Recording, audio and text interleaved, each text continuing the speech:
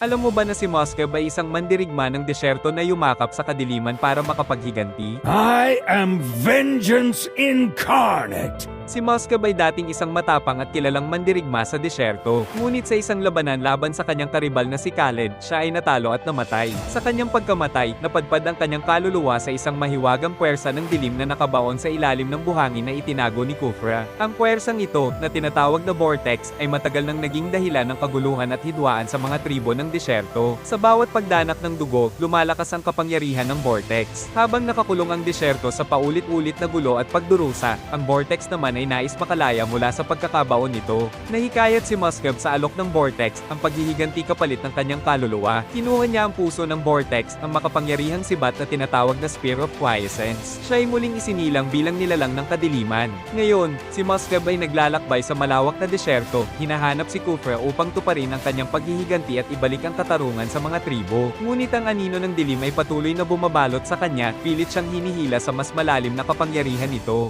Darkness reshaped my body. Hatred reignited my soul.